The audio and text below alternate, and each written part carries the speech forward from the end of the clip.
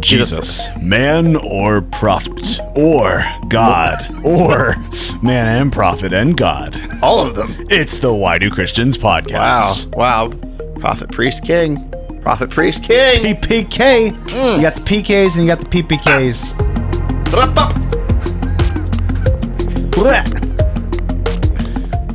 Hey, welcome to the show. My name's Dickey. Good transition. Yeah. I love surprising them that we're actually going to keep whatever intro we picked. He doesn't let us know that the show is rolling. He kind of starts talking. Yeah. And then, yeah. And like in real life, you just start talking. Yeah, there's no record button in real life. Yeah. There's no lights come on. No. There are lights happening. Well, I mean, there are lights on stuff, but they don't change. That's right. And not because my attention span began or ended. No, it's just life. Yeah. It's authentic. There's a really important life that I want to talk about. Please. Wisconsin. Oh. I'm just kidding. Okay. kidding. I don't have an update. Can we really quick? No. Could we just say if you are in Wisconsin, top notch. Thanks for thank you for listening. If you're not in Wisconsin, but you know somebody in Wisconsin, guys, we're trying to break through to Wisconsin. It's the 50th state we need for our podcast to reach all 50 states. Guys, the other day I was driving to Wisconsin? In Delaware. Okay. And at a red light, I was behind a Wisconsin plate. And guys, sir, excuse me, you don't know me, please. The train of thought that went through my mind. I thought you were a carjacker. This is my moment. This is it. That's right. How am I going to do this? Am I going to pull up next to him and just be like Peter, man? Get out on the highway or wherever you are. Just go walking. Just knock on the door. Sir, have you heard the good news of the Why Do Christians podcast? Oh no.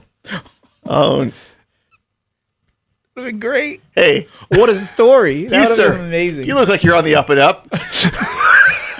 you strike me as a podcast listener. Can you fit some headphones over that cheese hat of yours? But could you wait to download it until you get home? That's because right. If you listen to it here, it doesn't help us at all. Yeah. If you know someone in Wisconsin, share the podcast with them. This bit has gone on much longer than I think anyone anticipated. Yeah. Okay. So today we're talking about why Christians believe Jesus was more than a prophet. And the reason we're here is because there are plenty of people in the world who believe Jesus existed. Truth. It's like, oh, do you believe in Jesus? Yeah, he was a historical figure. There's documentation that a guy named Jesus got crucified. Like everything you're saying, spot on. Yes. Yeah. Okay. So, but where some people start to divide it is they're like, oh yeah, like he was a great guy, he was a great teacher, he was a great prophet, but they deny that he is the Son of God. What? Yeah. What's their problem? I know. This is news. not in Wisconsin. Okay. No one in Wisconsin would say that. Everyone in Wisconsin is a Trinitarian. Yeah. Okay. All right. Part of their state charter. Yeah. Okay. So that's what we're going to talk about today. Okay. Notably, I can't wait for Josh Dupiche to give it a definitive answer for why we should believe that Jesus is more than a prophet that no one will ever be able to refute. Mm-hmm. So I'm excited for today. It's going to be great. Yeah. So notably, Judaism and Islam, they accept that Jesus existed. Yes. That he was a guy. Yes. They do not believe that he is the Son of God. Correct. And Judaism usually wouldn't affirm him as a prophet either. Oh, okay. Yeah, so they would just, like you can find ancient Jewish writings where they'll talk about him as a sorcerer, false teacher, deceiver. So he's a bad guy. Yeah, depending on who you read. And others are like, hey, seems like a decent guy. Shame what happened. Yeah. Yeah. Now, what about Islam? Islam would hold that Jesus was a prophet. Where Islam differs from Christianity, some pivotal ways, the nature of God, what salvation is. But when it comes to Jesus, they would say he was not God. He was a prophet. In fact, he didn't actually die. He, on the cross, God made another guy look like Jesus. And and the real Jesus was taken up into heaven. God rescued him at the last second, so Jesus didn't die for our sins. I'm just picturing like Jesse Eisenberg in that magician movie. Oh, now you see me? Sure. I'm sure no one will be offended by that. Wait, yeah. That's because does he end up on the cross? Is that what you said? How did I get here? Spoilers. All right, man. Yeah. Yeah. Causes all kinds of problems. Yeah. For Islam, it does. Causes all kinds of issues. Wow. Yeah. I make that joke because I believe that Jesus, for sure, was the one on the cross. You and the Roman government and History. history and Well-documented history. Israel. Yeah. Large amounts of people. Yeah. No, this So is- Mark. So what's the question? What is it that? So you mentioned that not everyone believes that Jesus was more than a prophet, but there Yeah. are some who think influential, good guy. Yeah. Okay. Yeah. Now, there's also a number of Christian appearing groups that the reason why we would say they're not Christian groups is because they don't believe Jesus is the Son of God, that he is just a prophet. Well, Sure. Can I make that bland of a statement? It's not that they don't believe he's the Son of God. They define what Son of God means differently. Okay. So they would say, like, the traditional, like what Christians have believed as long as there have been Christians, is that Jesus, for him to be called the Son of God, means that he actually is God in the flesh. Like, it's a very specific kind of term.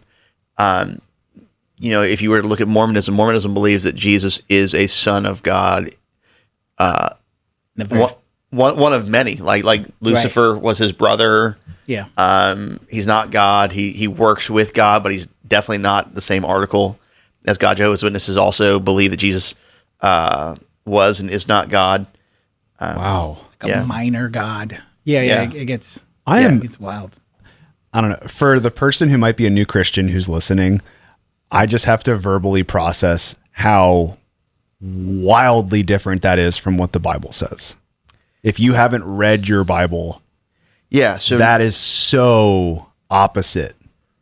Right. So typically what cults do, and I would call both of those things cults, I think they depart from what the faith is they revise and manipulate around biblical truth. So for instance, the Jehovah's Witnesses, when it comes to their quote unquote translation, and I use that term very, very loosely because it was a group of guys who knew very, very little about Greek or Hebrew. Was it NWT, I think? NWT, New World Translation, something like that. Yeah. They systematically edit out every passage where Jesus is referred to as divine.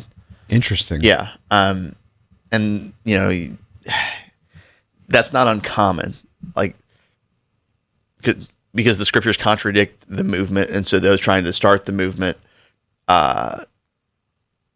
do unethical things. Probably the best way to say it. And so that's why as Christians in any church, we need to compare what's being taught to what's in Scripture. Now, granted, if their Bible is an altered Bible, then that causes all kinds of problems. Sure. Yeah. There's that. I mean, you want to compare what's in Scripture, but also look, man. I mean, when it comes to something as simple as the nature of Christ, the question would be, what have Christians always believed? Like, you know what I mean? Like you can trace Christian theology of the person of Jesus Christ from the apostles to the people the apostles taught, all the way to present. Like, that's not hard. Like, there's so much written about who and what Jesus is.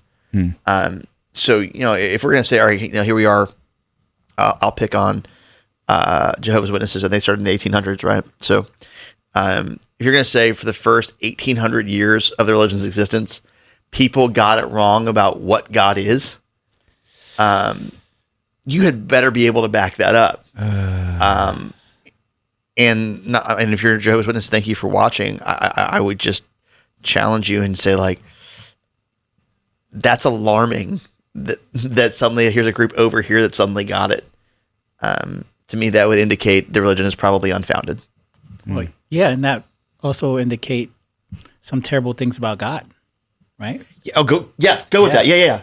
It would be that God fulfilled his salvation and then hid it so that millions of people would be lost. And then he pops it back up some hundreds of years, thousands of years later for this small group of people and for everybody else to be lost. I mean, everyone else who calls on his name, reading the scriptures that have been handed to them. All this whole time while the church is studying, is getting together, is praying, is pursuing. No, he's just shut them out. Well, and this is the same problem that Islam has, right? This whole idea that Christ doesn't die on the cross and that God pulls him and says, what does that say about God? That he allows Jesus to appear to have died so that this large, massive group of his followers would be so lost and so confused and believe in a lie to their doom. That's what that says. And so it becomes a problem for Islam, and it becomes a problem for Jehovah's Witnesses to explain why would God, who is known to save, now confuse, misdirect, and just lead people just in a direction that would be to their doom. Change his mind. Yeah, they would have to explain that. Man. And the first thing I think of is, like you mentioned, that 1,000 or so years where God was like locked away, basically inaccessible because, now he was hiding or something.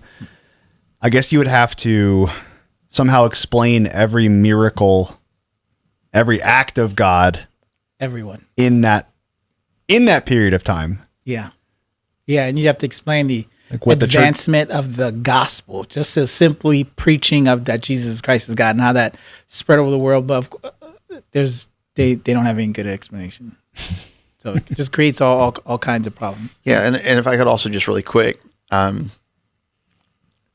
know this episode is going to be bigger than just taking shots at or pointing out the fallacies of Islam. Okay, and that's good. But I would just point out, all right, so the Quran says in multiple places that the Bible is true. You know that, Surah 3:3, he has set down the book he has sent down to you the book in truth, confirming what came before it, and he revealed the Torah and the gospel. Surah 5:6 speaks of Jesus being sent, confirming what came before him in the Torah. We gave him the gospel. Surah 47, the people of the book, says to believe what came before. Okay, here's the problem. If the Bible is true, it means that Islam is false. Yeah. You understand? So their book claims that, hey, you should if you believe in the Bible, then you'll believe what's being said here because the Bible's true. Okay, so we go to the Bible. What's said there blatantly contradicts and departs from the Bible. And so you have the circular reason. And what an Islamic or a Muslim apologist will do is they'll say, well, no, the Bible that we have is corrupted. And so if you were to go back to the original text, it would confirm this. The problem is we have so well-documented manuscripts, thousands of them. The evidence is just overwhelmingly against them on that. Yeah. So, which is just real quick to say that when it says that in the Quran to go to their book, well, we have copies of the book. Yes. That they're referring to from that time. Yes. Because that's 700, 800s. Yes. We have tons of manuscripts from that. So there's no questioning what was there. Yes. So, we say that to say, and I know we're still we didn't even answer this question of Jesus being more than a prophet. And so, why do Christians not believe in Islam? Maybe that's the episode. I don't know. Maybe that is the episode. Yeah, but we have to realize that no, if you're a Muslim, your book claims that our book is true, and so either your book is false, right? Because if your book is true, but your book claims our book is true, and our book contradicts your book, then either your book is false, or your book is false. Yeah, there's no way around that. Yeah. If our book is the standard, yes, by which you say, hey, here's how we know our stuff is true. Go back to that book, and it's going to confirm it. And you go back, and you're like, that book doesn't say anything at all. Yeah. So Christian here asking a very strange question. Yeah. Christian, the New Testament compares itself to the Old Testament very similarly, right? Like, hey, the Old Testament, all that stuff is true, but then Jesus comes with the new covenant. You know what I mean? Yeah. So like, who? Just very hypothetically, but literally asking the question: who's to say that there isn't a third testament? Like, why would we deny that new writing? Yeah. That doesn't kind of overrule the previous edition, if you will. Okay, so there are a few easy answers to that. One, you have a prophesied new covenant in the Old Testament. Yeah. That's Right. Okay. That's pretty good. Right? Okay. Yeah, you're told, look for another. Yeah. Hey, there's another thing coming. Number two, when you go to the New Testament, Jesus' language of the Old Testament, he says, all right, I've not come to abolish the law and the prophets, I've come to fulfill them. Meaning I'm not getting rid of it. I'm the culmination of all of it. Okay. This is important to understand because it's not, hey, one thing, then another. No, the other flows from the one thing. Okay. But then you go forward in the New Testament. I'm thinking particularly the book of Hebrews, where the author says, in the past, God revealed himself by the prophets. Right. But now, in these last days, he has revealed himself by his son. And the inference there is there's nothing beyond Jesus. Like everything that we need to know, it's not even inference, like it's the explicit teaching of that text. Yeah. Everything that we need to know about God, how to be saved, who he is, what he wants for us, is fulfilled and is the summation in Christ. Yeah. So there's no space for a third thing because Christ, he's the fulfillment of all of it. Yeah. Like there's no clearer picture of God than Jesus. So there's no third thing to be brought up that would paint a better picture of God than the Son of God himself. Gotcha. Yeah. So there can be no other like third thing. That's pretty good. Good job, guys. Wow. Yeah, All right, so Burt. I've also compiled kind of a list of a couple like frequently asked questions kind of on the topic of Jesus, is he more than just a prophet? So I want to go through a couple of these before we wrap the episode up. Oh, Right? wow. Isn't that crazy? This went by so Where did this fast. time go? I know. I know. All we had to do was just mention Islam, and then we just kind of went for it. All right. I'm sorry, it's just maybe I don't know for you, dude. Like for me, that's not a passion project, but just basically like here's a very very popular world religion that I think is so easily disproven. Yeah. Have you heard the saying that if a person becomes a Muslim and they start studying Islam, within 5 years they'll change their mind?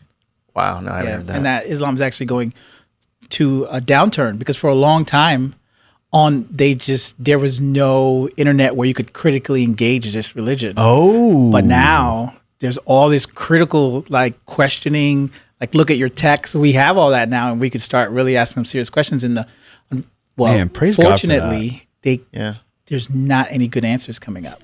That's pretty cool. Yeah. Can we also really quick recognize just another?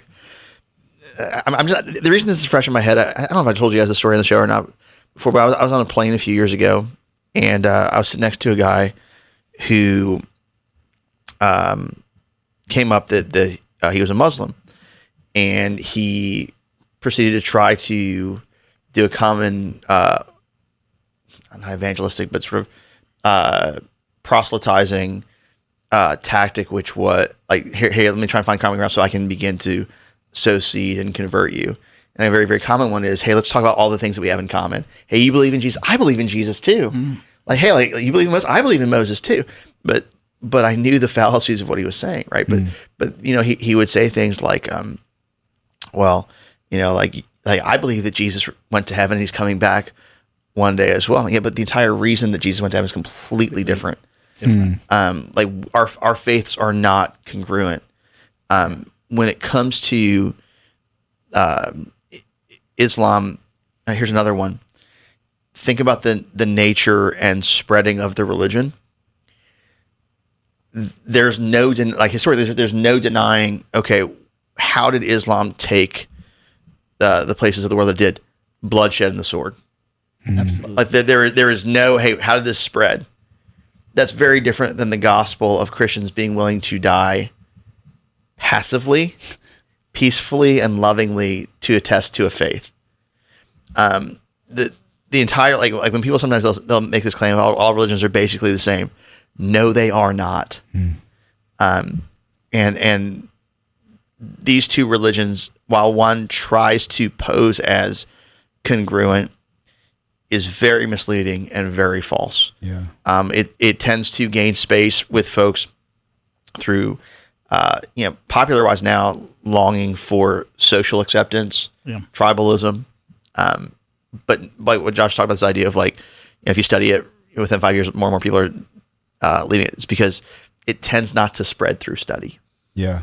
And I feel like you have to, even though we've mentioned this before, you have to bring up the Crusades and that there is a history that Christians brought the gospel by force. Actually? Ooh. Oh, wait, are we going here? But finish it, because now I'm excited. Well, I mean, like, I know we're gonna have to change the episode title, you guys. Actually, that's a revisionist history when it comes to the idea of bloodshed in the Crusades. Much less violent from Christians than the way it's popularly portrayed. Huh. Yeah. That's a whole other episode, but yeah. Is that where you're gonna go? No, I was listening. Okay. That was it. All right. We'll have to earmark that one. Why do Christians something the Crusades? Okay. All right. That'll be coming. Okay. That'll be coming. Okay. I told you I had a list of things that people ask, and we're running out of time. Well, do we do it to be continued? No. Okay. Sorry, I asked. All right. Oh, let's do a hot fire of one. Okay, all right. Go. Did Jesus ever say explicitly, "I am God"? Okay. I'll take this one. No. And yes. So I think he wisely never says, "I am God," because it would be confusing. Because the way people understood God was this one being. And here comes Christ revealing more about God, revealing that God is three persons, which was always in the Old Testament. Correct. But oftentimes missed by it. And so Jesus brings up things like, what did David mean when he says, the Lord spoke to my Lord? Like, who was he talking to? Like, Jesus begins to reveal to people that there's the Father and then there's the Son. And so if he would have just said, "I am God," it would have totally just confused the whole world, I think. Yeah, but there's also, Yes, there are places where he makes it very clear that he's God, but just before Abraham the was, Son, I am, which is God's I am that I am. Mm-hmm. You find him forgiving sins. Well, so like to say, all right, did Jesus ever say, "I am God"? That's a modern way of teaching and reading being inserted onto an old way of teaching and reading, right? So the reason, like, something to realize, like the followers of Jesus who are Jewish monotheists, they're not going to just willingly jump on with the idea of somebody being God, and so they're having to work through these ideas when Jesus starts showing up and doing things that only God can do.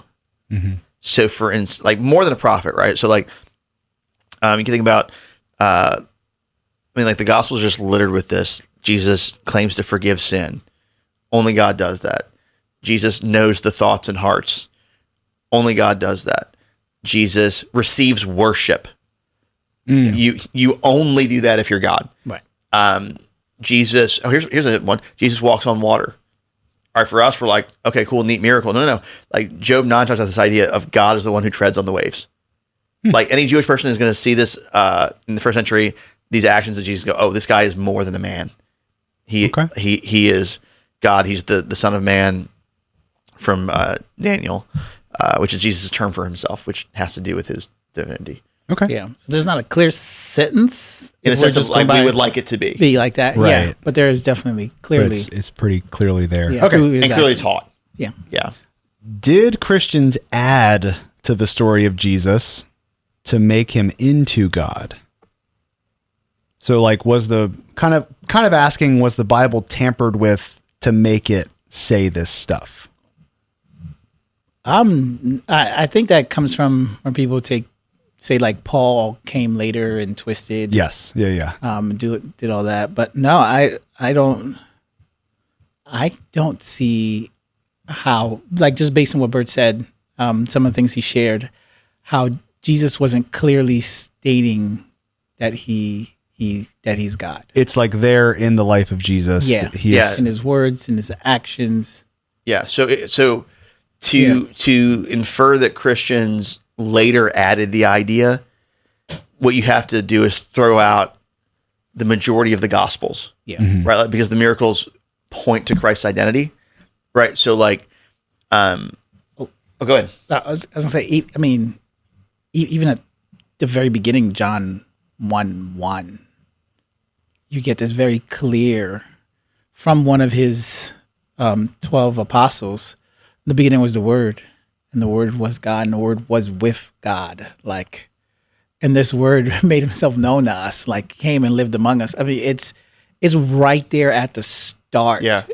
It's to say it would come later would mean, I think what you're about to say is that it wouldn't have shown up in the Gospels. Correct. That early. Like to infer that came later means that the Gospels, which claim to be based on the accounts of eyewitnesses, right?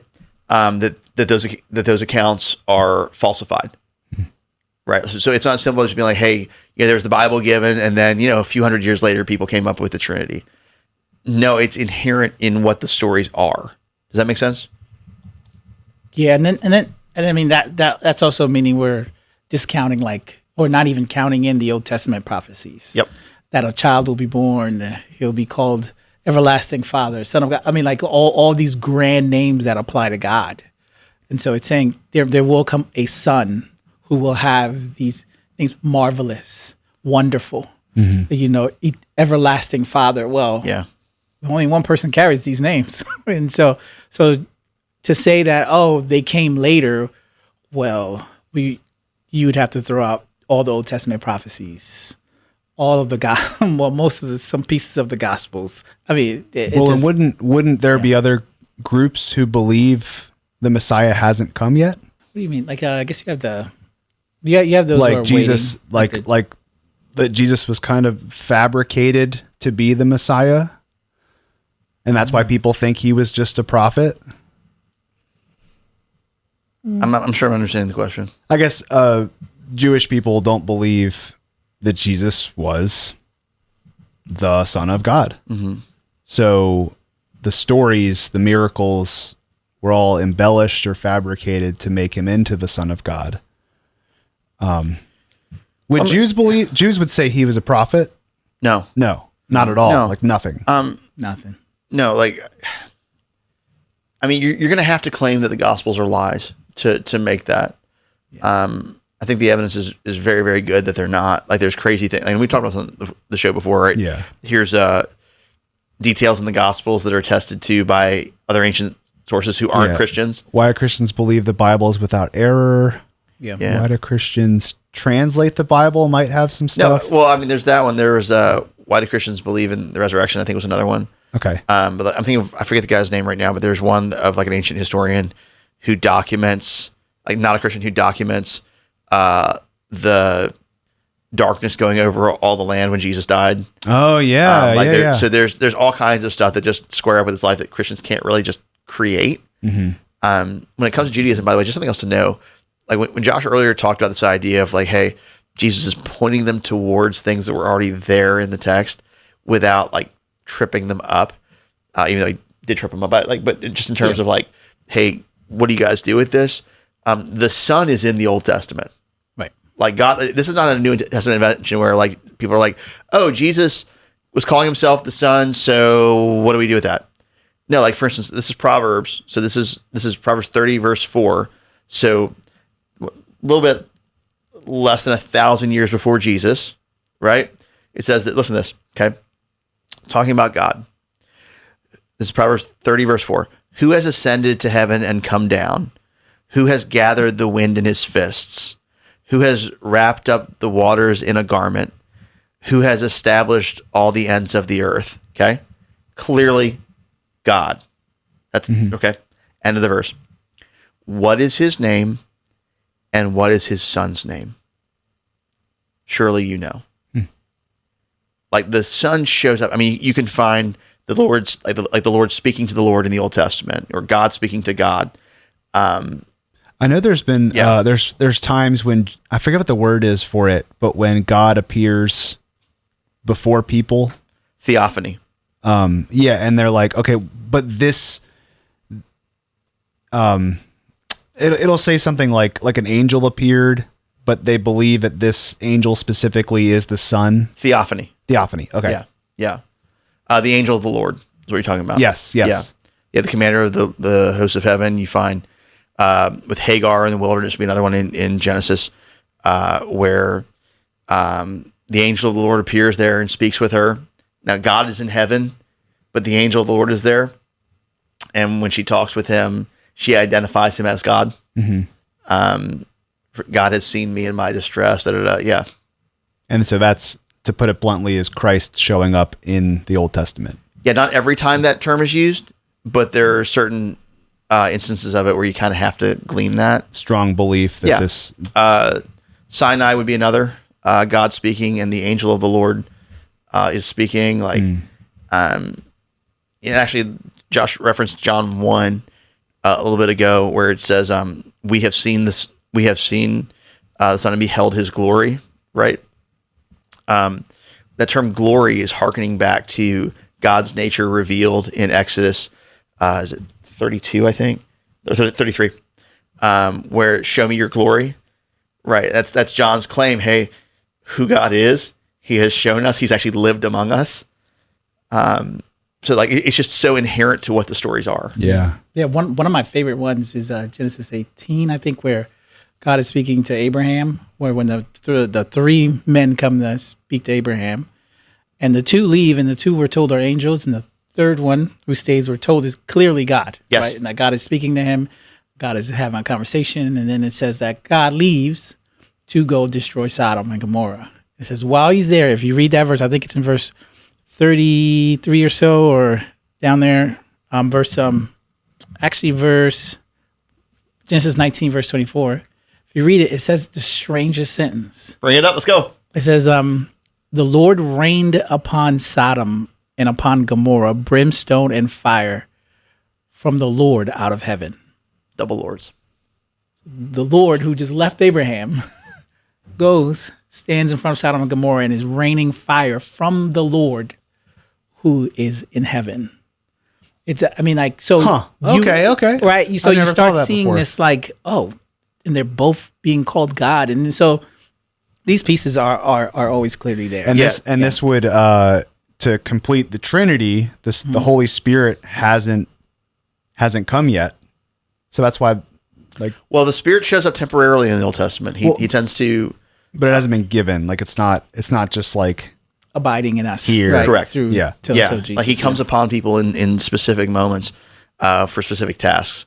Yeah. But dude, I'll tell you what. Like the other thing too, just to know, I forget the guy's name, but James Hervey. no, there was a rabbi who was researching older views of God, and he was talking about this idea of, hey, we have this belief of God being in heaven, but also like multiple persons. He wouldn't use the term Godhead. That's a Trinitarian term. Basically, like God being one, but also more than one person. That's really, really old in our teachings. Why did we get rid of this? And what he sort of traced was, it seems to be a reaction to Christian theology. Yeah. So that's to say, like when Jesus shows up, he's not necessarily saying anything new. Like he's just like, he's fulfilling, but that's why like what he's saying isn't completely foreign to the theology of the day. Does that make sense?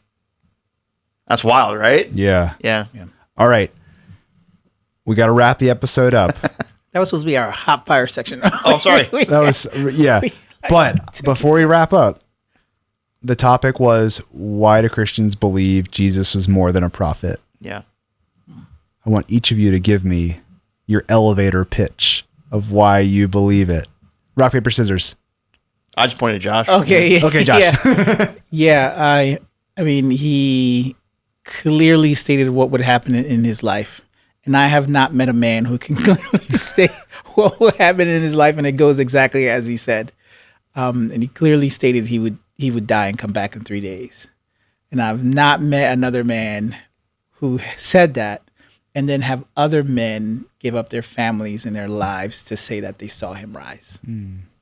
That's pretty good. Pretty good. Yeah. He acts, speaks, and does things in a way that only God can do. For instance, okay, so we mentioned forgiving sins, doing the actions of God when he ascends into heaven, when he receives worship. But even think about the resurrection. Like he literally, he's in command over creation. Like we talk about stilling the storm. Like he tells storms to stop and they do. But also like if you read Old Testament stories of resurrection, I'm thinking of like Elijah, Elisha. They are beseeching God to raise somebody. Like they're throwing themselves down multiple times. They have no power within themselves to raise it. Like God does it. Jesus shows up and just tells the dead to live, and they do. He doesn't do miracles in the way that prophets do, where they need God to show up. He does them with his command. So in the Gospels, why is Jesus more than a prophet? Because he claims it. He claims divinity. He claims to have come from heaven. He does and says the stuff that only God can do, in a way that if any prophet did them, it would be blasphemous. Okay. Well, that's why Christians believe Jesus was more than a prophet. I don't know. I just went into like Larry King, like some old like. Sorry, Larry, you're watching. He's very dead. He's not watching. You're right. Sorry, Larry. Whoops. Unless they have podcasts in the beyond. That's it. That's why. What do they? Hey, Mark, if they like this episode, what should they do? Smash the like button. Hit subscribe. Leave a comment. Share it with a friend. If they're in Wisconsin, extra points. Thanks for listening. Got an idea for a future episode? I'm sorry, guys. Why are you talking like that? I don't know. Sometimes I realize I'm just being a YouTuber. Okay, let's roll. And I gotta say it like the kids would like it. Keep going then. It's all right. All right, Smash. Sorry, now I'm Mickey Mouse. Nope. The best way to grow on a platform is insult the audience, I think. Hey, don't you feel smarter after spending time with us? Share this episode with a friend. If you have ideas for future episodes, email them to podcast@wearethebridge.org. Thanks for listening.